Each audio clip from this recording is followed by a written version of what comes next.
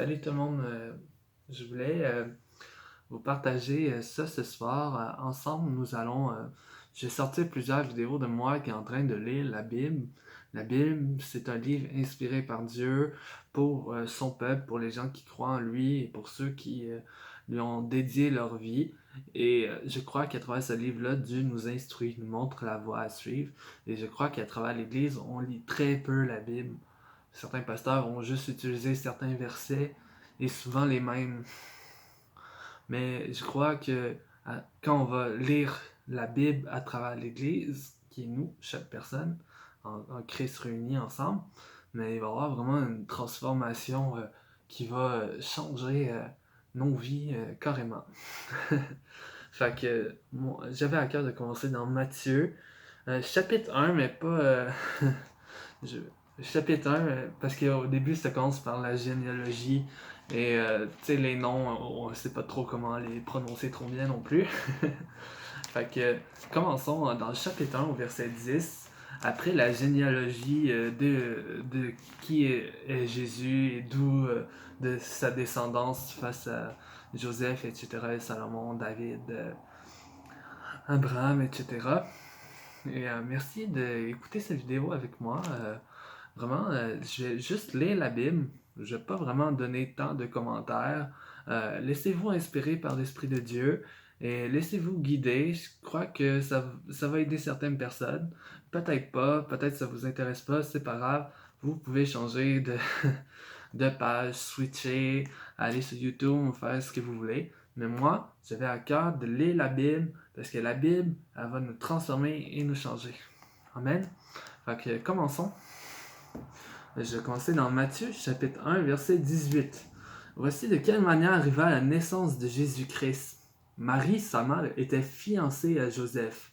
Or, avant qu'ils aient habité ensemble, elle se trouva enceinte par l'action du Saint-Esprit.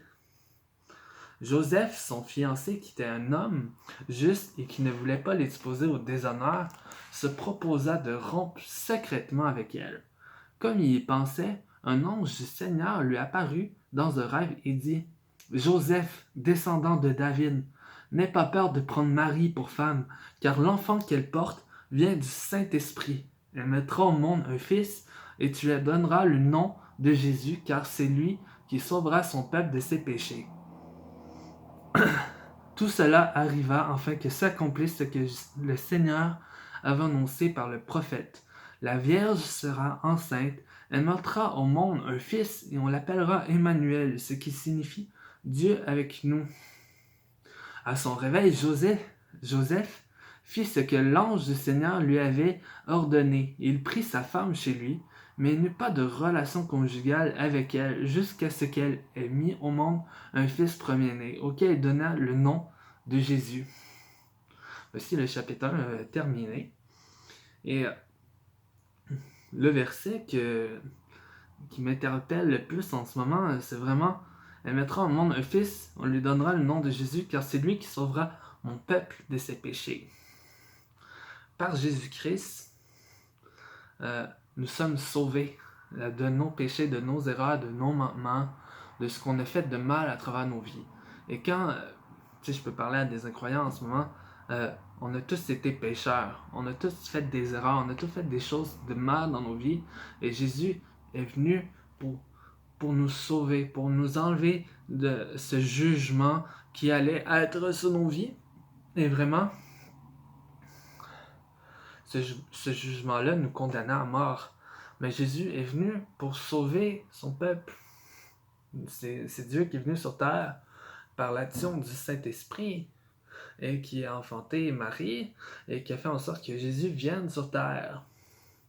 Et c'est ainsi que Jésus est né en tant qu'homme et Dieu sur terre. Il s'est présenté à nous pour nous montrer la voie, le chemin à suivre avec Dieu. Comment lui, il a fait, nous pouvons le faire aussi parce qu'il nous a montré la voie. Et il nous a donné surtout le Saint-Esprit qui va venir un peu plus tard. Merci d'écouter cette vidéo et on se rejoint au deuxième chapitre dans la deuxième vidéo. Au revoir!